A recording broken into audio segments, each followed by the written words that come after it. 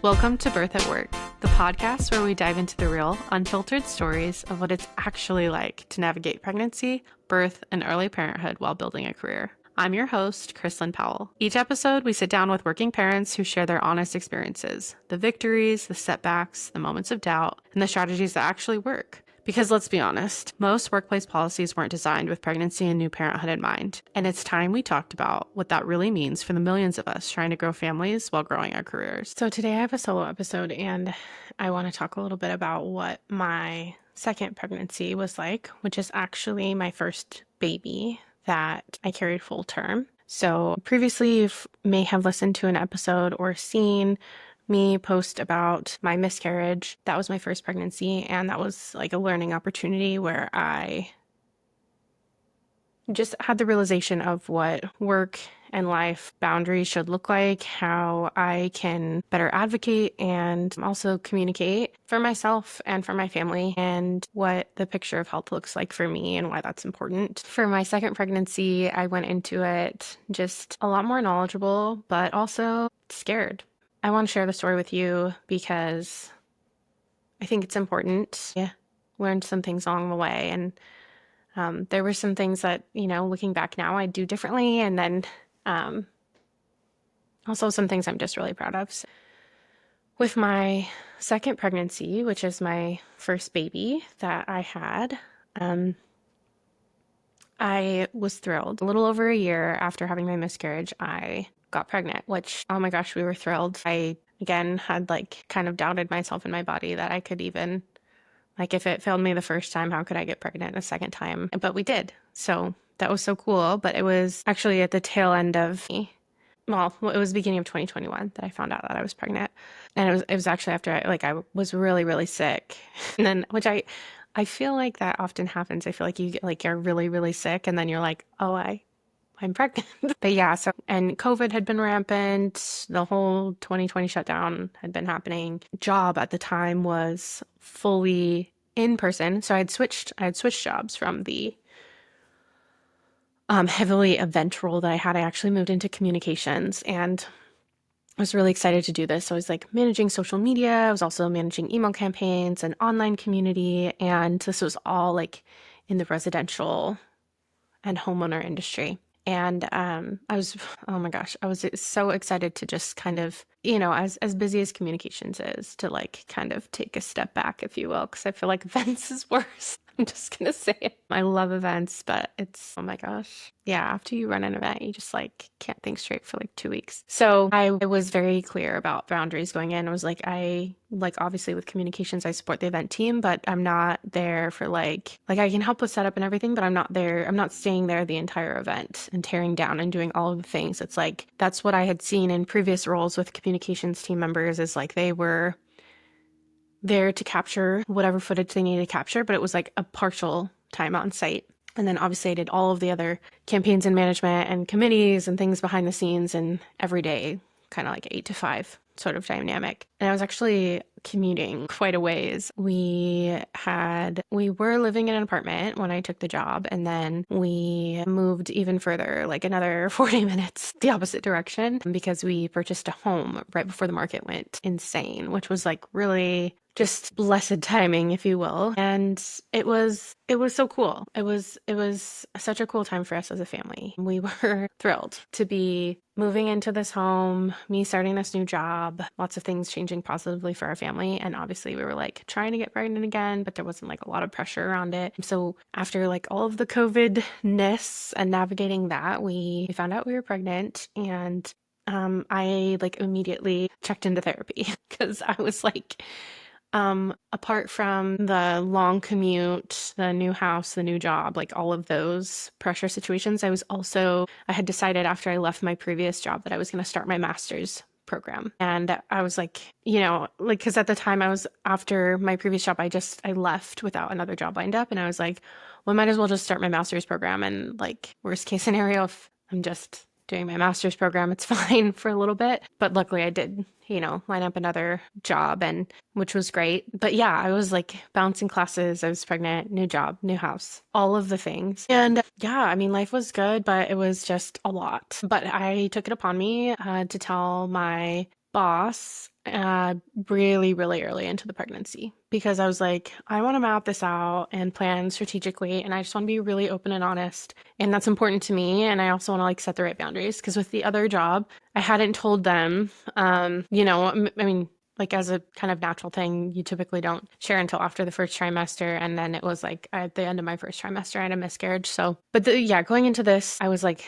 sat down with my boss. It was like a month after finding out for me. I was like, hey, I'm pregnant. This is like really important to me. And my boss at the time, actually, they had like adopted like and had a young one. And so I felt like, oh, they can, this person can like really relate and understand like how important this is. And, they did reiterate their congratulations and that this is just like a phenomenal time and to take the time that I needed. And I had other central leadership support who were women who I called and they like shared about their pregnancies, recommended things like for returning to work to request to work from home for 2 weeks and then to have kind of like an adjusted schedule where there were work from home days a few months into coming back after leave. But there was no paid parental leave and no like benefits, if you will, for working parents. It was kind of like, okay, yeah, like FMLA's there since you've been with us for, or you will have been with us for over a year, and like you pay into short-term disability, so that's a thing, but that's like it. So just save your PTO. And yeah, so I was like, okay, cool. So I was saving PTO, but then, things came up. Like I had a relative pass away, another grandparent. And so, yeah, life happened. Like I had to go to that funeral. I had a sibling who was having a really, really tough time in life, and 2020 like really messed with them. And another good friend, very similarly, had some mental gymnastics going on with 2020. Oh my gosh, I had a couple of friends really go through it. So in 2021, I was like stalwartly going to therapy because I was like, for one, I need to kind of balance my family relationships and like set boundaries with family so that they know what I'm capable of taking on mentally and that like they can't fully lean on me to handle things for them. And like I had to be firm with those boundaries. And then also navigating feelings of fear coming up for, like worry that I wasn't going to carry the baby full term. And then there was a lot of education that was happening for me at the time of like, not only my schoolwork when I was getting my master's degree, but also like I'm going to equip myself and prepare the best that I can for birth. And I want my labor to go really smoothly. And so I like signed up for a birth class. I got a lactation consultant. I went back to my same OB, and was like really communicative with this person, was like, hey, I want this to go like really differently. And here are all the things I'm doing differently. And then I studied up on like important, nutrition, and supplements and activity, like physical activity that I should be doing while I'm pregnant. And I did like meditation and breath work with my birth class. And they taught me how to tune into my body so that I could have a more holistic birth, so that I could be, more aware and that I would be more relaxed and allow my body to progress steadily. And therapy was going really well. My job was going really well. I got like several awards at that job, which was really cool.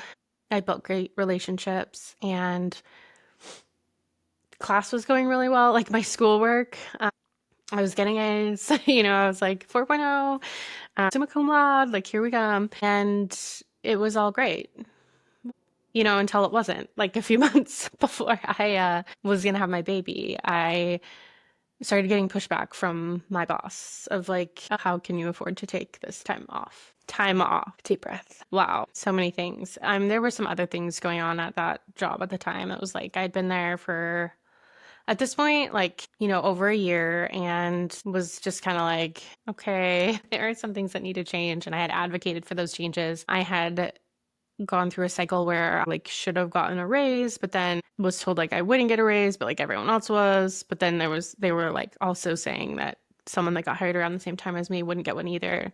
And I was like, that's great, but like don't tell me about someone else. Like that's personal information for them. I don't want to know.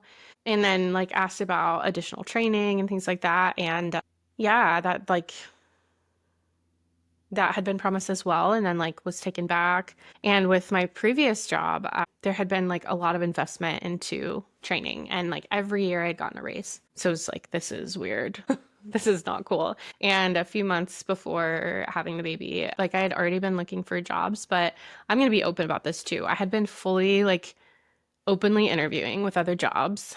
Um, and I was getting a lot of final interviews. But at this point, it was people were like still comfortable with you coming in person for a final interview. It was like far enough into 2021 that people were like, okay, we can like start inviting people back in to say hello. And so I would like do virtual interviews, phone interviews, like get through all the rounds, and then I would go in person. And I was like showing at this point. And so then these people who were hiring in committees or like hiring managers would see that I was pregnant. And I had been like racing through the interviews, and then I would get like some looks, and then like a few days later, like a day later, say, oh, we're going to go with another candidate. Deep breath again. So apart from the like, okay, the intuition of like, I need to be interviewing for other jobs because the culture and the dynamic at my current workplace is not great. I don't want to be commuting so far. I was like driving like an hour and a half one way. So 3 hours a day in the car. And then apart from being told, we think you're like, how can you afford to take this time off? Which I had already mapped out an entire plan, looped everyone in, had all the support necessary for them to be fine while I was away, and had told them so far in advance. For that to happen like a few months before my leave, I was just like really distraught and discouraged, disappointed, if you will. There was a lot going on. Yeah. Wow. Yeah. And I was still in therapy at that time. I was going like once a month, sometimes twice a month. And I was just like corporate frustration. And then I just started, like, I continued to do inner work and trust that something would work out. And then I was interviewing with like they were fully remote at the time. They had gone fully remote during COVID. And then when I was interviewing for a position, they were saying that they were going to come back into the office twice a week. So they were saying, if you get this job, you're going to need to pick 2 days a week that you come in. And these are the days that we like recommend, like more of us will be there, but you can pick whatever days, you want to come in. And I was like, shoot, like 2 days a week. It was like 45 minutes closer to me. So it was only a 45-minute drive. I was like, yeah, this sounds great. I really liked the people that I interviewed with. And then the job was like something that I was really excited about. It did have some event dynamics, but there was also like heavy on the communications. And then it was building an online community and maintaining that. And I was like hyped to jump into the online community space in a stronger format. So needless to say, the interviews went really well. I got the job offer, and then I disclosed that I was pregnant because, all of the other experiences of like disclosing before the job offer, I like wouldn't get it. So I was like, I'm going to just tell them right away after I get the offer. The recruiter was very, it was like interesting. And I think, the conversation with the recruiter was like, oh, well, we need to loop with the hiring manager and see what she says, but you should be fine. And so that was like a little alarming for me. I was like, I should be fine. I think legally you like can't withdraw well, I guess you could. I guess for any reason, like a company can withdraw. So, but I was confident going into the conversation, and I, spoke with the hiring manager, and they said, we are looking for the right person, and doesn't have to necessarily be right away. Like the timing can, shift a little bit, and you can take the time that you need to heal and be back with us when you're ready. And like you're the right person. And so I felt really good, albeit like what actually ended up happening is this company did not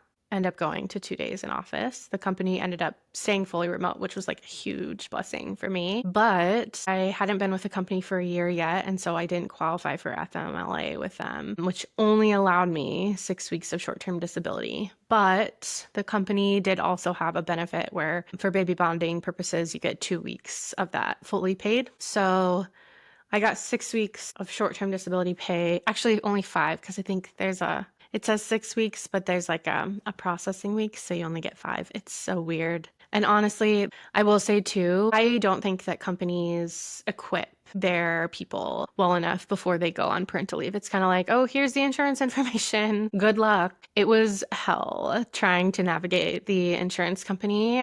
Won't name names of the insurance company, but the disability insurance are like well, the short-term leave, the leave of absence company was really, really difficult to work with. I was like, this is very cut and dry. Like, it's a healthy vaginal birth. Like, yeah. And then I literally had to call them like the day that the baby was born. It was like the morning, the next morning. And I'm like in the hospital calling the insurance company, like, so dumb. Yeah, it was weird. And then I tried to organize all of that months in advance with a short-term disability company, and they like were like, well, we can't get back to you and finalize anything until you've like actually had the baby. Just weird. It was so weird. Yeah, I could only have 6 weeks, but I mean, timing wise and starting a new job, I was like, this is fine because it'll like give me enough time to just like take a little bit of a break and then come back and jump right back into the work, and then it'll be the holidays. So, get to take a little bit of time off for the holiday, which was like good. And the company also had unlimited PTO policy, which it goes both ways. It's like sometimes companies that have unlimited PTO, they always encourage you to take all of the PTO and they're really sticklers about that. But this company in particular, when I took some days around the holiday, it was like understandable. Like everyone was taking time off too. So, but yeah, 6 weeks was too short. I will just say, like in retrospect, looking back, I was happy to come back at 6 weeks at the time. I was like almost feeling like a kid when they're finishing up a holiday break or something and they're like ready to go back to school. But then I quickly realized as I started my work back up that it was just overwhelming as a new parent, and your newborn baby at 6 weeks is not, they're not eating on their own. They're not sleeping on their own. They're doing nothing on their own, really. It's like you are still around the clock caring. And so luckily my baby did nap really well, and I would put him in my wrap and I would take meetings. And the pumping situation was really hard though with meetings, and like I had portable pumps, but breastfeeding struggles came up, and I got mastitis twice because like I was just so exhausted. I had meetings back to back, and then sometimes I would miss night feedings, and then yeah, I ended up in the hospital the second time with mastitis. Gosh, that sucked. And then I was like taking antibiotics, and then I couldn't feed my baby that milk that had the antibiotics in it. It was rough. Man, if I could go back to that girl, I would just hug her. I was so tired and depleted.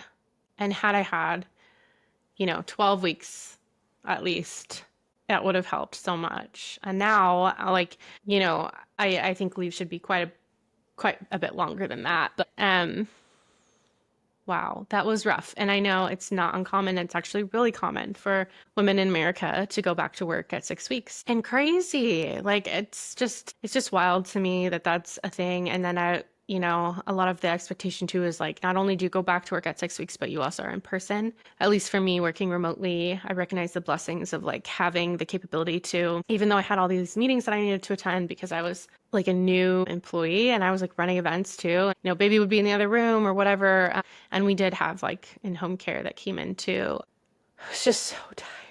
Oh gosh, yeah. It would have been better to have some supportive time. And even though 2 weeks paid was great versus the other company that was like nothing, good luck, you're on your own, and then questioning why I was taking leave, I still feel like this company like they were more progressive, but like not progressive enough to actually fully support working parents. So I'm grateful for what I had, but I would have done things differently if I could have. And, I think I did the best that I could, but I also think that like, I worked really hard to have this really healthy labor, which I did. I had like an amazing delivery and baby was so healthy and all the things. But then after, I just like didn't know what postpartum would be like. And I don't think that anyone can really tell you fully what to prepare for until you actually go through it. And the breastfeeding journey was just so incredibly hard.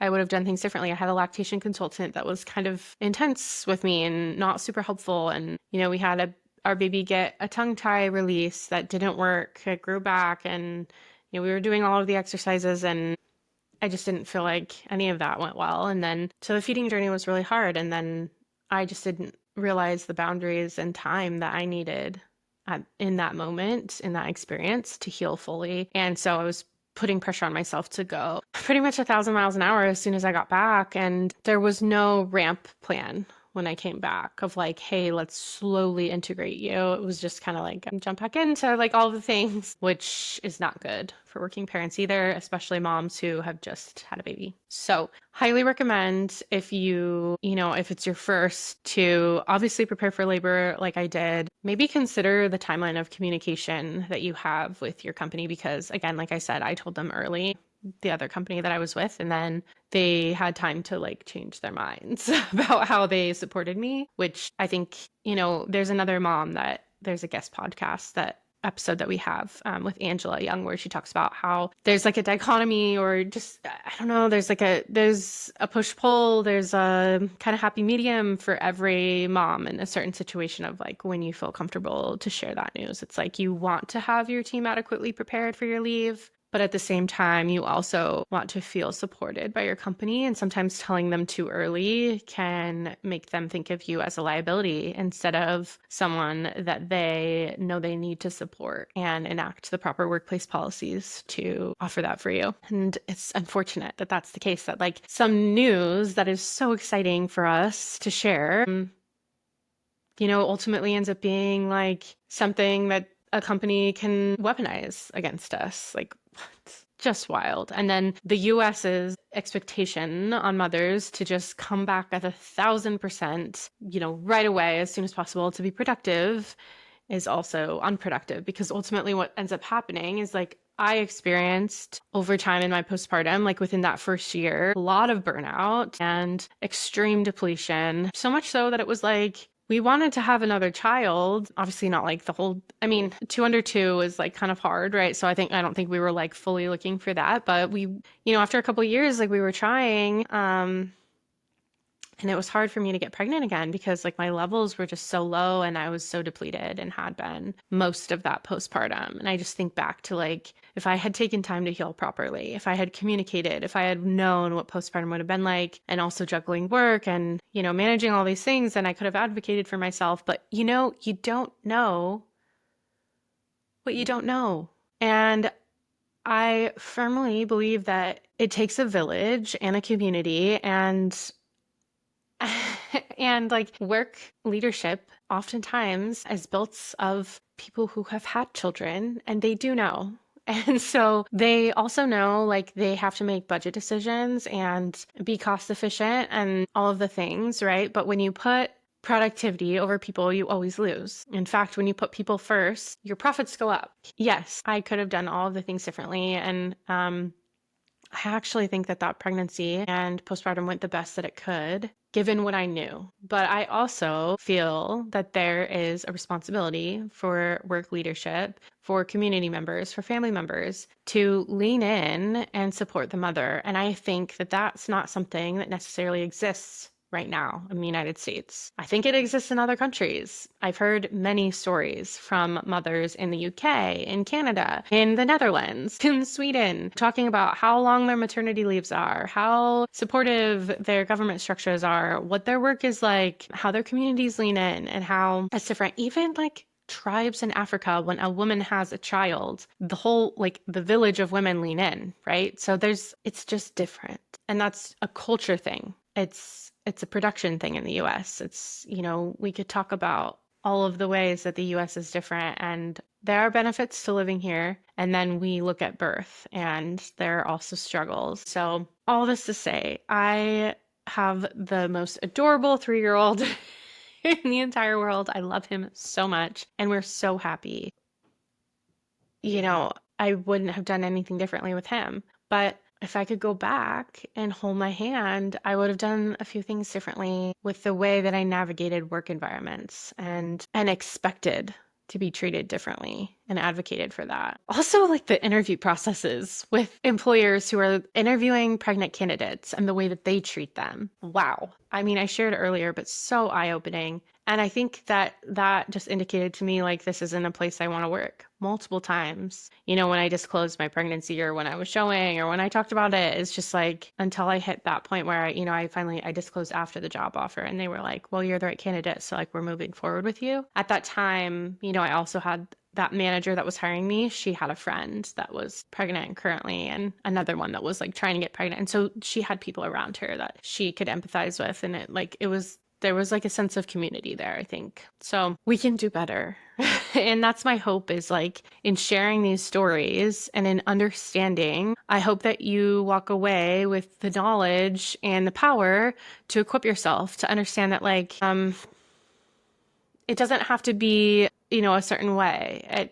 And even so, like with my doctor too, and like going back to the same doctor that I had with my first pregnancy, that I was kind of like, he kind of told me like, this is the way it's going to go. And I kind of told him like, well, I'm studying different things to be prepared for birth. And we, communicated, but there was some like discussions that I had where I tried to advocate for myself. And I think I learned more along the way, like after this pregnancy, is just you can be your own advocate, and like don't expect, people to just give you everything you need or show you the way that it should, be. But work can be different. And the way that women are treated when they're pregnant and they're birthing and their postpartum can be different. And I hope that in sharing what my experience was like, that it looks a little bit different for you too. I mean, luckily I had supportive family, a partner, and like great friends, but I just see the holes now of where it could be better. And I hope that it's better for you. And so I'd love to just continue the conversation. Happy to answer questions, be a resource, and try to make this better moving forward, because I think, you can do all of the things and then still not have people show up for you in the ways that they should in the workplace, in your community, in the doctor's office. So all that to say is like birth is beautiful, but there's a lot that we can improve on here in the US, and I'm here for it. Thanks for listening. That's a wrap on today's episode of Birth at Work. If our topic resonated with you, I'd love to hear about it. Connect with me on social or via email. Your experiences and questions help shape future episodes. Remember, you're not alone in this journey of balancing career and family. Every challenge you're facing, someone else has navigated too, and every victory you celebrate, big or small, deserves to be recognized. If you enjoyed this episode, please subscribe and leave us a review. It helps other working parents find these conversations when they need them the most. And if you know someone who could benefit from hearing these stories, please share this episode with them. Until next time, remember, you don't have to choose between your career dreams and your family dreams. You're already proving that every day. Thanks for listening to Birth at Work. I'm Krislyn Powell, and I'll see you next time.